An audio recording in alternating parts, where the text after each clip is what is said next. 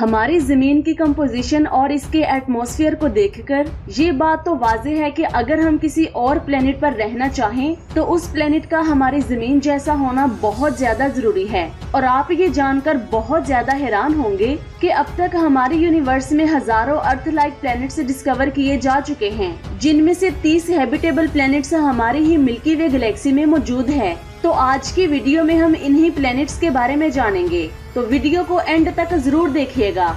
सबसे पहले बात करते हैं केपलर 62e की। 2009 में केपलर स्पेस टेलीस्कोप को लॉन्च किया गया था। इस टेलीस्कोप का मकसद हमारी जमीन जैसे प्लैनेट्स को ढूंढना था। कुछ माह के डेटा को कलेक्ट करने के बाद केपलर स्पेस टेलीस्कोप ने हमारी जमीन से 1200 लाइट ईयर्स दूर केपलर 62 स्टार सिस्टम डिस्कवर किया। इस स्टार को ऑर्बिट करने वाले प्लैनेट केपलर 62e के एटमॉस्फेयर ने साइंटिस्ट का ध्यान अपनी तरफ खींचा, क्योंकि इस एक्सोप्लैनेट पर वाटर बहुत ज्यादा मिकदार में मौजूद था। हमारी जमीन से 1.6 गुना बड़े इस एक्सोप्लैनेट के बारे में हार्वर्ड यूनिवर्सिटी के रिसर्चर्स का कहना था कि इसका आसमान बहुत ज्यादा क्लाउडी है, जो इसके एटमॉस्फेयर को पोलर रीजन तक बहुत ज्यादा वार्म और वेटी बना देता है, जिसकी वजह से शायद हम इस प्लेनेट पर रह सकते हैं। आइए अब बात करते हैं KOI 7711.01 की। हमारी जमीन से 1700 लाइट ईयर्स दूर ये एक ऐसा एक्सोप्लैनेट है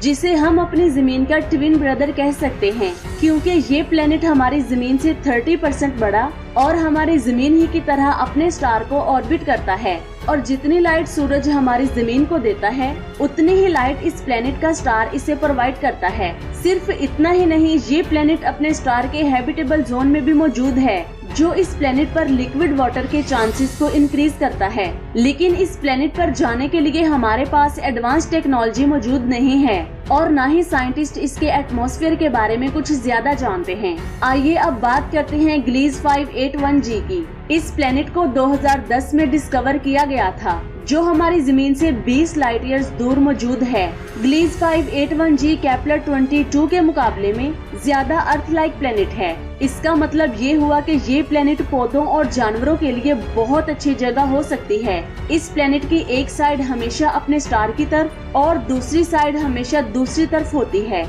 जिसकी वजह से इस प्लेनेट के दरमियान में हैबिटेबल जोन बनता है, जहां हम आराम से सरवाइव कर सकते हैं। तो यहाँ पर एक सवाल आता है, आखिर हम इस प्लेनेट पर अभी तक क्यों नहीं जा रहे? इसकी वजह इस प्लेनेट की एग्जिस्टेंस है, क्योंकि कैलिफोर्निया यूनिवर्सिटी की एक टीम ने इस प्लेनेट को मुसलसल 11 साल तक ऑब्जर्व करने के बाद डिस्कवर किया था। लेकिन इस प्लेनेट की हैबिटेबिलिटी और इसकी एग्जिस्टेंस पर सवाल उठाए जा रहे हैं, क्योंकि किसी भी प्लेनेट की एग्जिस्टेंस को उस वक्त कंफर्म किया जाता है जब उसे 2 बार स्टडी किया जाए, लेकिन इस प्लेनेट को सिर्फ एक ही बार स्टडी किया गया है। आप इस प्लेनेट के बारे में क्या कहते हैं, नीचे कमेंट्स करके जरूर बताएं। आइए अब बात करते हैं केपलर 186f की। हमारी जमीन से तकरीबन 500 लाइट ईयर्स दूर साइंटिस्ट ने सिग्नस कॉन्स्टेलेशन में मौजूद एक ऐसे प्लेनेट को डिस्कवर किया है जो साइज में हमारी जमीन से 10 गुना बड़ा है और ये अपने स्टार के हैबिटेबल जोन में भी मौजूद है, जिसकी वजह से इस पर लाइफ की पॉसिबिलिटीज के चांसेस बहुत ज्यादा हैं। ये तो आप सब जानते ही होंगे कि अगर कोई प्लेनेट अपने स्टार के हैबिटेबल जोन में मौजूद हो तो उसकी सरफेस पर लिक्विड वाटर के चांसेस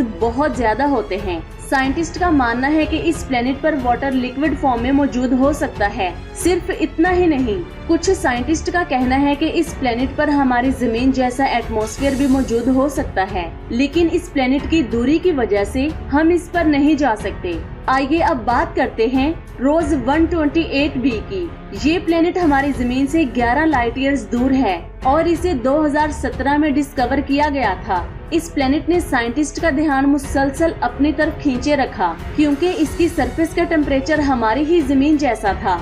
आप ये जानकर बहुत ज्यादा हैरान होंगे कि रोज 128b क्वाइट स्टार को ऑर्बिट करता है। इसका मतलब ये हुआ कि इस एक्सोप्लैनेट का स्टार इस पर रेडिएशन ब्लास्ट नहीं करता, लेकिन जब से ये प्लेनेट अपने स्टार के करीब है तब से ही इस प्लेनेट पर हमारी जमीन की निस्बत 38% ज्यादा रेडिएशन पड़ रहे हैं। कुछ थ्योरीज के मुताबिक इस एक्सोप्लैनेट के क्लाउड बहुत ज्यादा ऊंचाई पर मौजूद हैं, जो न सिर्फ इस पर होस्ट स्टार से आने वाली रेडिएशन को स्पेस में रिफ्लेक्ट करते हैं, बल्कि इसे ग्रीन हाउस हीटिंग से भी बचाते हैं। अब ये थ्योरी सही है या फिर नहीं, ये तो आने वाला वक्त ही बताएगा। आइए अब बात करते हैं केपलर 22b की। इस प्लेनेट को दिसंबर 2011 में डिस्कवर किया गया था और ये हमारी जमीन से 600 लाइट ईयर्स दूर है। ये पहला ऐसा एक्सोप्लैनेट था जो अपने स्टार के हैबिटेबल जोन में मौजूद था और इस प्लेनेट का साइज हमारी जमीन के मुकाबले में 2.4 गुना ज्यादा था।